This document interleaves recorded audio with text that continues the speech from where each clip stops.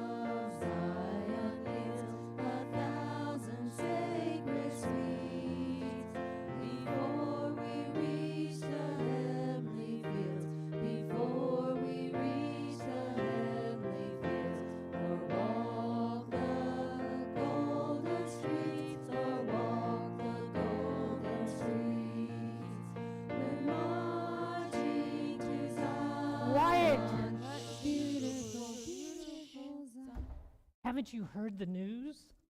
There's threats everywhere coming against us. There's a report that the Pharisee Saul is actually picking up people in Damascus right now and bringing them here to Jerusalem. There are letters that have been given that they can be executed. I know you're excited, but we need to be quiet tonight. I mean, you've heard the rumors about Jesus, right? I don't know if you know who I am. My name is Peter, and I want to welcome you to the way. I'm here tonight to tell you the story of the last days of Jesus. Let me tell you that Jesus was always getting himself in trouble with the Jewish leaders. But the real trouble began when Mary and Martha of Bethany came to Jesus about their brother. Lazarus had fallen sick, and they thought he was on the verge of death, and they came to Jesus, and they said, "Jesus, can you please come heal our brother?" And Jesus said, "It's not time yet." He hung around until Lazarus died. And finally, he made the journey to Lazarus and to the tomb 3 days after Lazarus was dead and buried, before Jesus came to save him. Can I have a reader, please?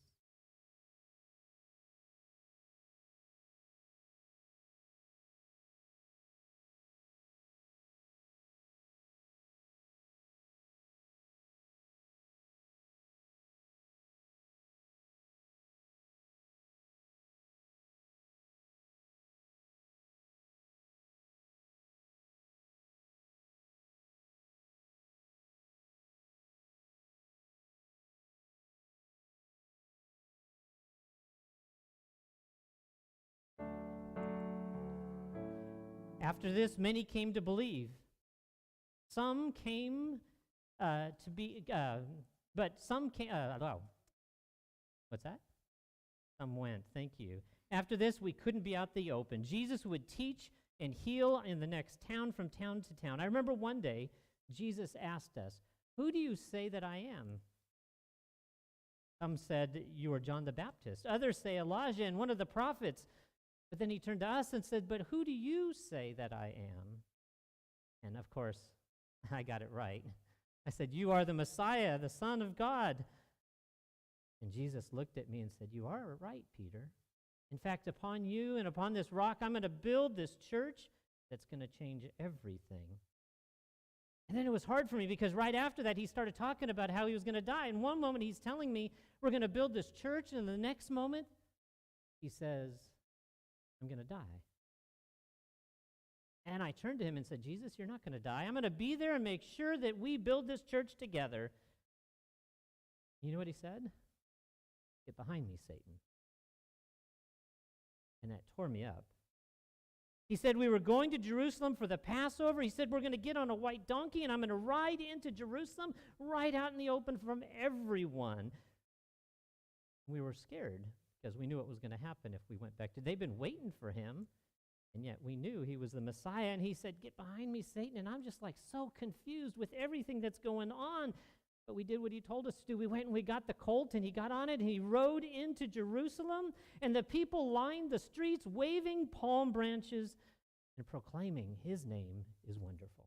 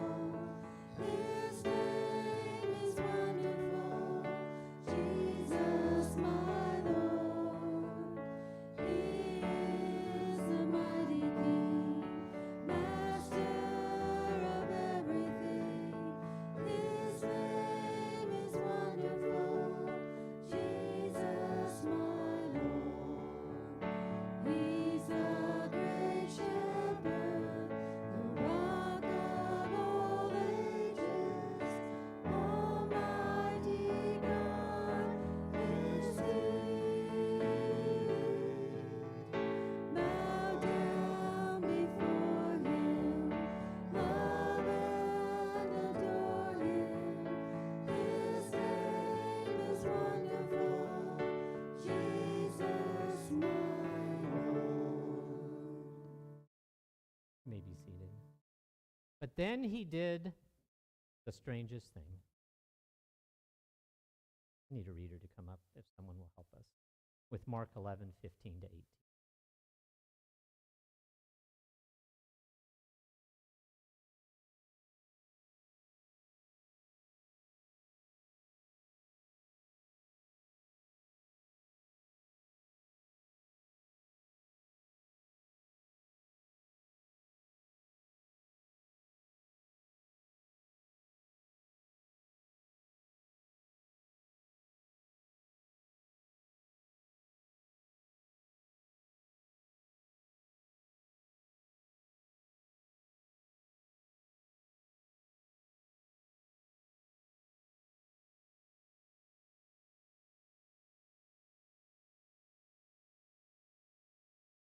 Have you ever wondered about what the disciples must have been going through during these last 24 hours of Jesus' life with him?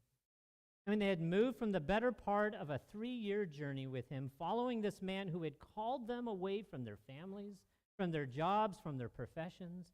They had given up everything to follow him.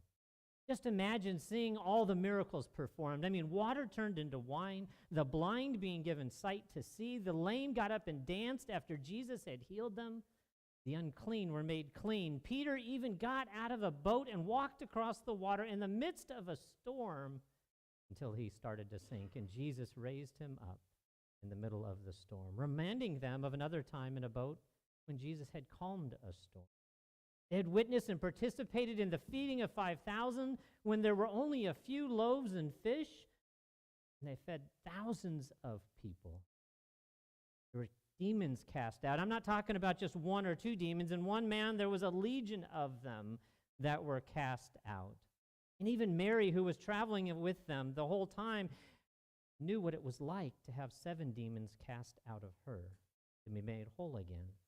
I mean, Jesus had taught in ways that were amazing, sometimes with parables that were confusing, but every one of them made you stop and ponder about what the law was and how it had been given to us to sustain a people.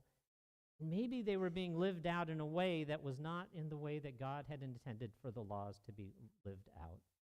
He turned things in society upside down. Jesus lifted up the poor, gave status to women, admonished the disciples for trying to keep the kids away from his blessing. He ate with sinners and tax collectors and the poor and all the wrong people according to society. Jesus showed so much compassion for this ragamuffin group of just normal, hardworking people who had been called to follow him. Not only did he do these things, but it empowered the disciples to go out and do the exact same things. He sent them out in pairs first to preach and teach and cast out demons and to heal, and he taught them how to multiply the ministry by having those that went first gather other groups and go out in a group of 72 to be able to expand the ministry and show them what it looks like after he was going to be gone. 2 went at first, and then 72. He had even taken Peter, James, and John to the top of a mountain where they encountered the receiver of the law, Moses, and the prophet that had been foretold would return from heaven before the Messiah would come, Elijah.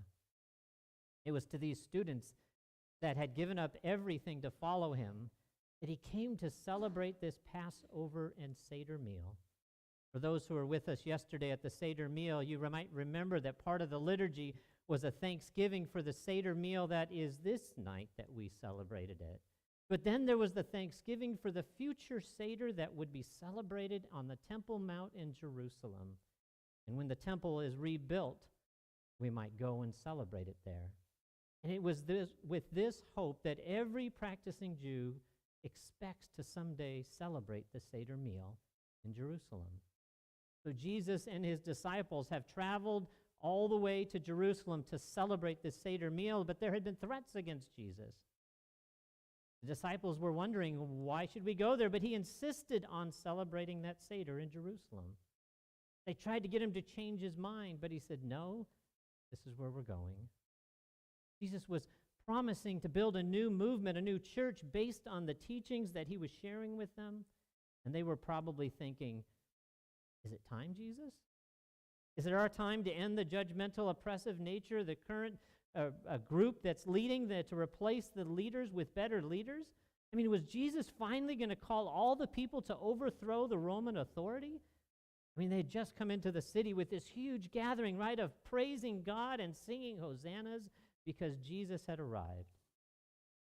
But then there was that incident with the money changers. Was that the beginning? Was that the sign that Jesus was ready to call for an insurrection to overthrow the system? I mean, it sure made the Sanhedrin angry, along with all the merchants who had set up the system of exchanging money for sacrifices. I mean, it must have been a moment of anxiety and uncertainty for the disciples. Jesus, what are we doing here? Are we getting ready to take over? Or you said you're going to die. What are we doing? But for now, they had to set it all aside because it was the high celebration of Passover. Nothing would ever happen during that Passover. I mean, there were too many Roman guards for anything to happen. It was followed by a Sabbath, so either Jesus could, call people to rise up at the end of the Sabbath, or maybe they could sneak out right after it was over in the middle of the night. Little did they know what was in store for them over the next 24 hours. Couldn't imagine the passion Peter must have endured during this time. So the morning of the Seder meal, Jesus had come to me and John and said, go find the place that has been set for us to have this prepared meal. Jesus had given instructions on how we're supposed to set it up, and so we worked with the owner to have it ready in time for Jesus and the rest of the disciples to arrive. And so as we were all sitting around, I invite someone to come read.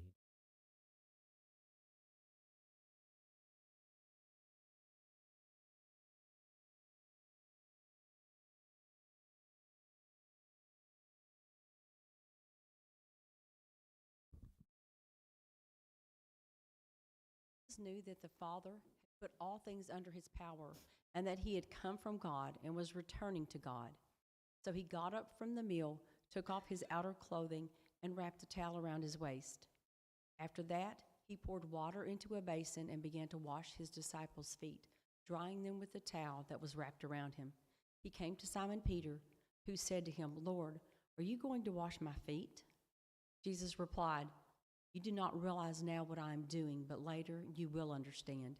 "No," said Peter, "you shall never wash my feet." Jesus answered, "Unless I wash you, you have no part with me."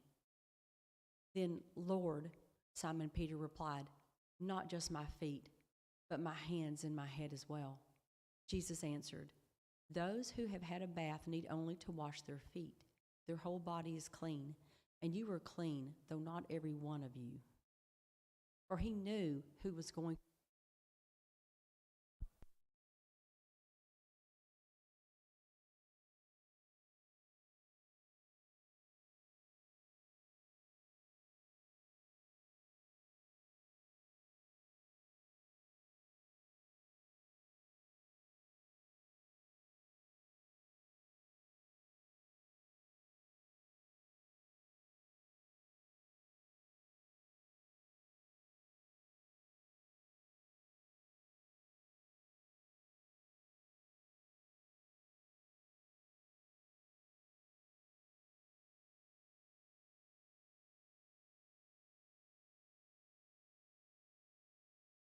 When Jesus came to me, I wanted to make a statement.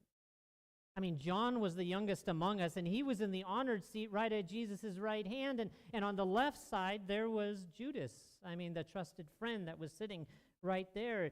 I had been doing my hardest to do everything right for Jesus, and yet he puts me on the other side of the table. Why was I not the one in one of those two seats? I wanted to make sure everyone knew that that it was not enough for him just to wash my feet, but that I should wash his feet. Wanted to look good, so I was going to wash his feet, right? And then he said, no, you got to wash my feet, maybe teaching me a lesson in humility. And I might have learned that a little bit later, but then I said, Lord, well, if you're going to wash my feet, then wash my whole body. I want to be fully clean. And Jesus said, no, I only have to wash your feet, Peter. It wasn't until later that I came to understand what he meant when he said, the first shall be last and the last shall be first. He was showing me what that looked like, what I needed to do in my own life. After he washed our feet, he continued with the Seder meal, and when he got to the breaking of the unleavened bread, he held it up, and I remember that moment because it was different than any other Seder than we had ever celebrated. He changed the words. As he took the bread and he gave thanks to God, and he broke the bread, and he said, "Listen, this is my body which will be broken for you. Every time you eat of this, do this in remembrance of me." Then after the meal, again, Jesus changed the words. When Jesus lifted up the third cup, the cup of blessing or redemption, he gave a blessing over the cup, but then he said to us, "Drink from this, all of you, for this is the cup of a new covenant poured out in my blood for the forgiveness of sins. Do this as often as you drink of it in remembrance of me." We didn't understand what he was talking about. His body broken, a new covenant, sins being forgiven through wine? Everyone was just looking at each other in astonishment, and this wasn't part of the script. No one had ever talked like this before. Not even Jesus had said things like this. But that wasn't as shocking as what happened next. Jesus looked and said, "Someone here is going to betray us tonight. Betray me." The room became a buzz. Everyone was wondering, who is it? That's when I looked at the honored guest, John, across the table, and I was like, ask him. Who is it that's going to betray him? John told me later that Jesus' response was that the man who he was dipping with was the one that was going to betray him. This means it had to be Judas, because Judas was the one sitting there on his left-hand side, dipping in the salt water and dipping his parsley in the charoset, or the apples of the meal. I had seen him dipping it twice in the same salt water in the same charoset as Judas. It was later confirmed to me what Judas was about to go do. See, we had all thought when Jesus said, go do what you need to do, that he was going to go prepare the room, right? The next day was going to be, that night was going to be what? The Sabbath, right? Couldn't do any work, so we must have been sending Judas off to go prepare the room. We were all going to stay, or maybe the travel home. We were going to get out of there the next day on Sunday, and we had to get home. And so maybe Judas, who had all the money, was going off to just take care of business for Jesus. I didn't know what he was saying, but I never, ever thought that Judas would betray us. And after that, though, Jesus just began talking crazy. He started talking about how he was going to die again and that every single one of us was going to desert him that night. I don't know what I was saying when I told him that even though everyone else would desert him, I would never desert him. He told me, Peter, you're going to leave too. Not only that, but you're going to deny me 3 times before the cock crows in the morning. I was thinking, not me. Jesus, you just insulted me again. Satan, get behind me. Now I'm not going to desert you. But it was about midnight when the Seder was complete. It was like every other Seder in that we sang the great psalms of the great Hallel as Jesus led us out of the city. He said he wanted to go to the Garden of Gethsemane, to get away from the city. So let's join him in the garden as we sing, Go to Dark Gethsemane, verses 1 and 3.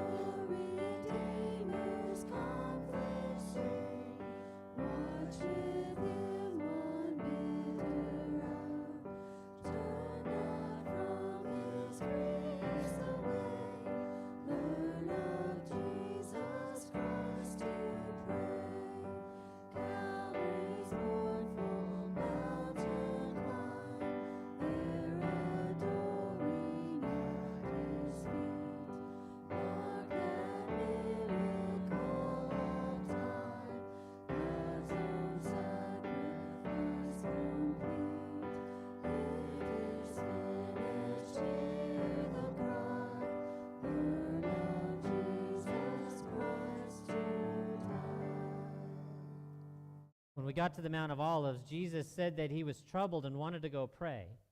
He asked James and John and myself to go into the Garden of Gethsemane to pray with him.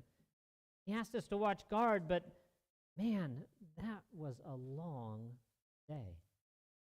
Jesus had asked me and John early that morning to go prepare the place, to go get the meal ready, and we had done everything that he had said. We set up everything, then we got everything prepared. Everyone came, and by the way, we had the wine, and it was pretty good wine that year. It was past midnight when we even walked out there. Who's going to come bug us in the middle of the night in a garden across from Jerusalem on this holy night when the next day is the Sabbath? It was a great celebration. Everything will be fine. Besides, it was a beautiful spring morning when we were out there, and, the wine was pretty good. I think I heard him say something as I was falling asleep. My Father, if it is possible, let this cup pass from me. Yet not what I want, but what you want. I thought he was just talking about wine because we just had all that wine. And it was good wine, too. I was just so tired. I don't know why he kept waking us up, though, asking us to stay awake. No one's coming here. It's 3 in the morning, 2 in the morning. Who's going to come across this valley? And on the third time when he woke us up, we could see the torches coming up the road. Most of the disciples ran off. True to my word, I stayed by his side. I'm going to have someone come and read from Mark 14.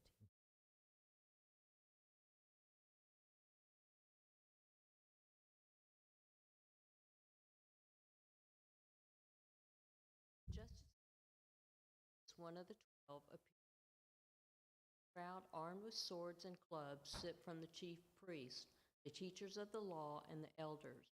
Now the betrayer had arranged a signal with them.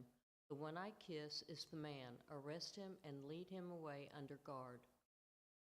Going at once to Jesus, Judas said, Rabbi, and kissed him. The men seized Jesus and arrested him. Then one of those standing near drew his sword and struck the servant of the high priest, cutting off his ear. "Am I leading a rebellion?" said Jesus.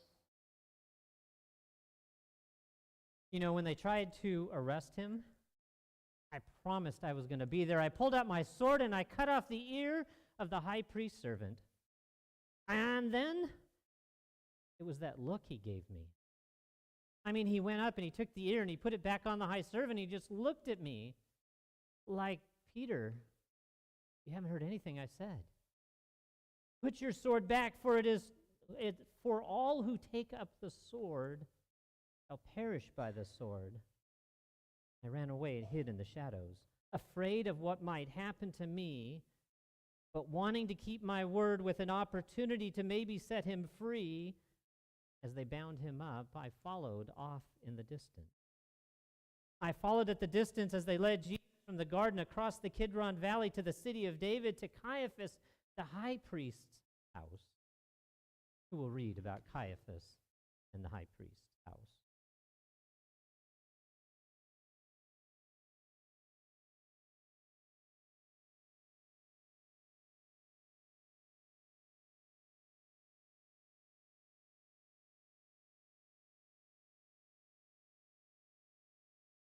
Elders and the chief of law came together. Peter followed him at a distance, right into the courtyard of the high priest. There he sat with the guards and warmed himself at the fire. Chief priests and the whole Sanhedrin were looking for evidence against Jesus so that they could put him to death, but they did not find any. Many testified falsely against him, but their statements did not agree. Then some stood up and gave this false testimony against him. "We heard him say, 'I will destroy this temple made with human hands, and in 3 days will build another not made with hands.' Yet even then their testimony did not agree. Then the high priest stood up before them and asked Jesus, 'Are you not going to answer? What is this testimony that these men are bringing against you?' But Jesus remained silent and gave no answer. Again the high priest asked him, 'Are you the Messiah, the Son of the Blessed One?' 'I am,' said Jesus, 'and you will see the Son of Man sitting at the right hand of the Mighty One and coming on the clouds of heaven.'" I was told that after this, Caiaphas called him a blasphemer, and he tore his clothing in horror, and then all the others in the room proclaimed that he was guilty and deserving of death. They spit on him, and they beat him, and they taunted him. And there was nothing that I could do, for there were over 72 of them gathered, breathing fire and hatred for him. I had been in the courtyard, right, during the trial, trying to stay near, but I'd cut off the ear of the high priest's servant. And one of the young female servants, she saw me, and she said, "Aren't you one of those ones that was with Jesus? I heard about you from the servant who you had cut off the ear." And Peter said, "I don't know that man." And so I began to walk away, get away, right? I didn't want to be near where she was. And so I denied him the first time. And then he said, I remembered, he said, "Take up your cross and follow me." I mean, I've tried, but this is just so heavy in these moments. And so I left to the outer courtyard, but she still followed me. She said, "No, I know you're one of the ones." And I denied him a second time. And so I moved further away outside the courtyard, and it was sometimes later that I was being accused of one of Jesus' followers because I was from Galilee. But I swore that I was not one of them. And then the cock crowed, and I ran away and wept, leaving behind the promise of the cross that I had said I would pick up and walk with Jesus. Finally, in the morning, they marched him to Pilate's palace. I remember being in the crowd. Pilate had interrogated him, but found that he had nothing worthy of death. But Pilate gave us a choice. And the crowd shouted, "Give us Barabbas. Crucify Jesus." And I was just too scared to speak. Can someone tell us the story of his? From Mark 15.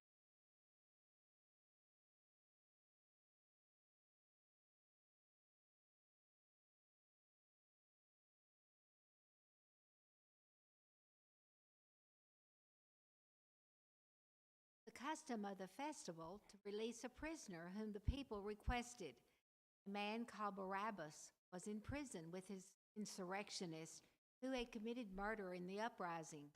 The crowd came up and asked Pilate to do for them what he usually did. "Do you want me to release to you the King of the Jews?" asked Pilate, knowing it was out of self-interest that the chief priests had handed Jesus over to him. But the chief priests stirred up the crowd to have Pilate release Barabbas instead. "What shall I do then with the one you call the King of the Jews?" Pilate asked them.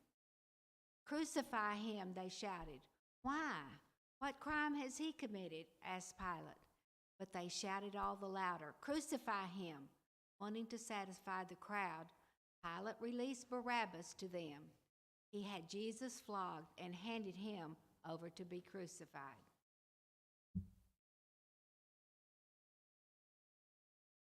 They took him and beat him incessantly, and I couldn't watch. Someone be a witness to what happened to Jesus.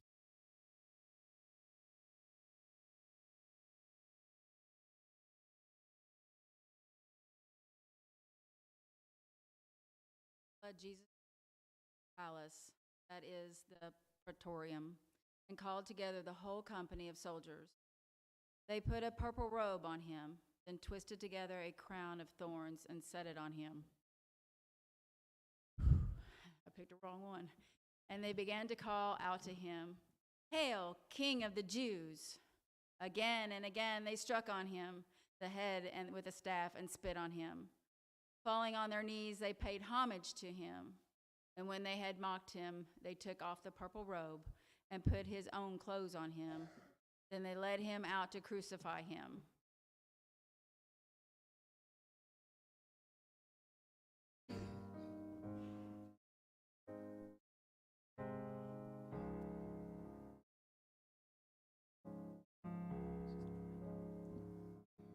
There's a place where mercy reigns and never dies. There's a place where streams of grace flow deep and wide, where all the love I've ever found comes like a flood, comes flowing down. At the cross, I surrender my life.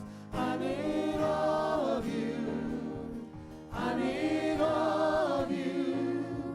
Where your love ran red and my sin washed white, I owe all to you.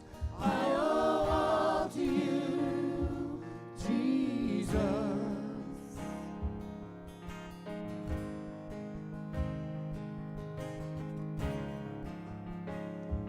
There's a place where sin and shame are powerless, where my heart has peace with God and forgiveness, where all the love I've ever found comes like a flood, comes flowing down. At the cross, I surrender my life.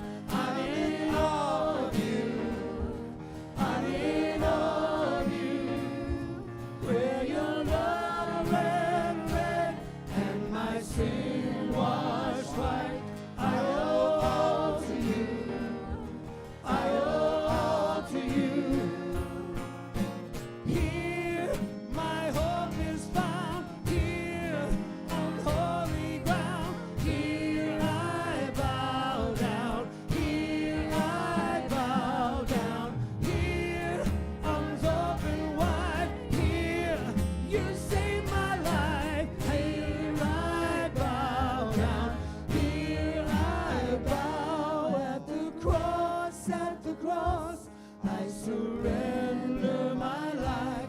I'm in all of you. I'm in all of you. Where your love ran red and my sin washed white. I owe all to you. I owe all to you.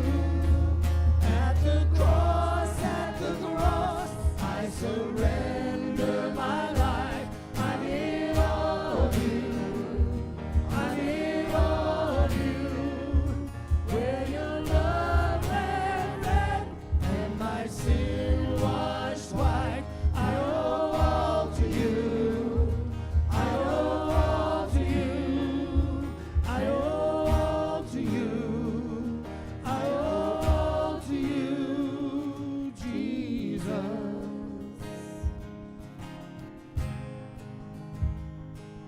Your love ran red. Your love ran red. Jesus.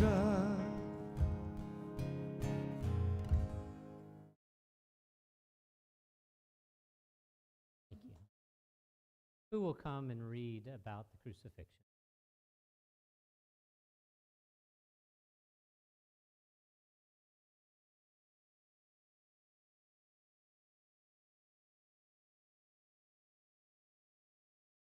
They crucified him, dividing up his clothes. They cast lots to see what each would get. It was 9 a.m. when they crucified him.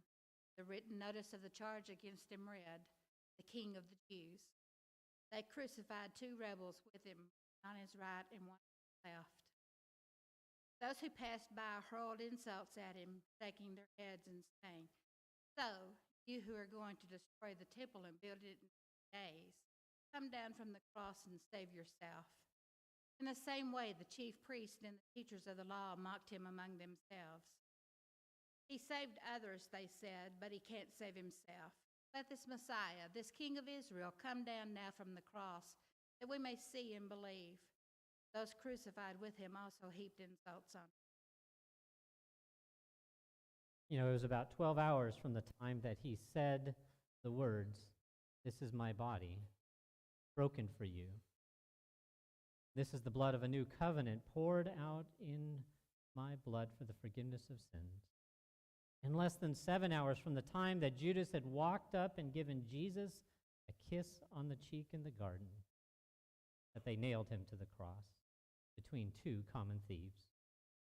I was so ashamed of myself and my own denials that I couldn't be there for fear of my own life.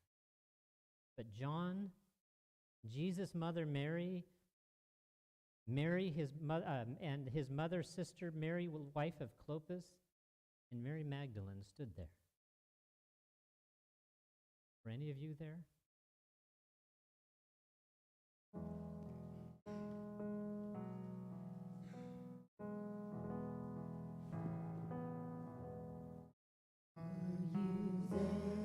When they crucified my Lord,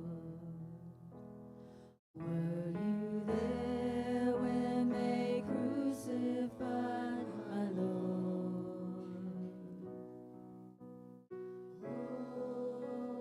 Oh,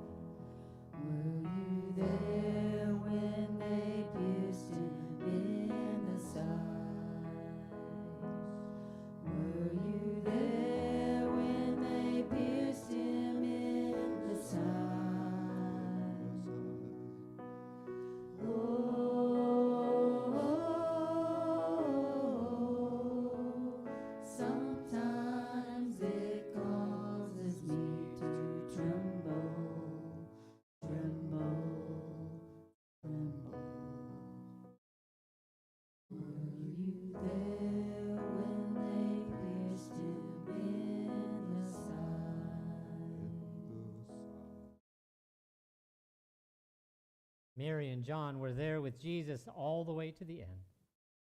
Mary, right here, she could almost reach out and touch his face. And he spoke to her and to John. He said, John, here is your mother.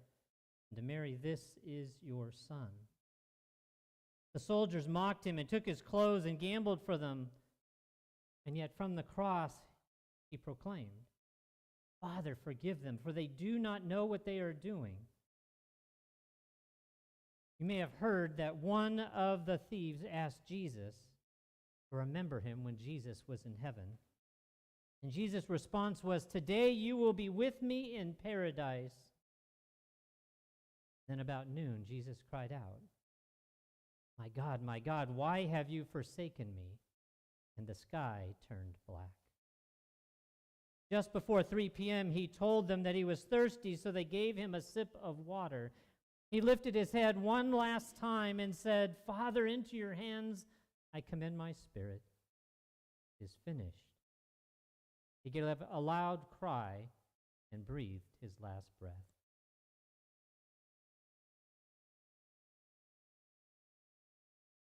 Because it was nearly the Sabbath, one of the Sanhedrin, Joseph of Arimathea, asked if he could bury his body since they wouldn't be able to do it on the Sabbath. He and Mary quickly wrapped him in the burial shroud and put him in the tomb.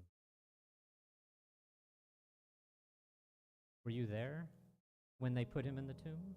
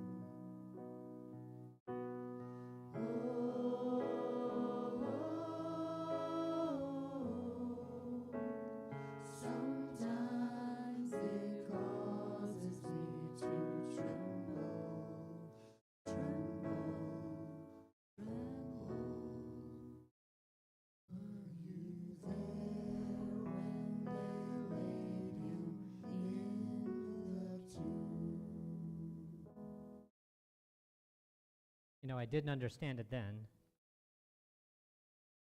but we all went into hiding.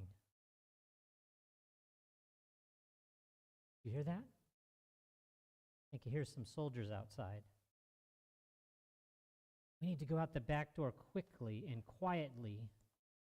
Then I invite you to meet back here on Sunday morning. Tell all your friends quietly to come and join us as I tell you the rest. Be here when the Sabbath is broken at 10 a.m., and I'll see you.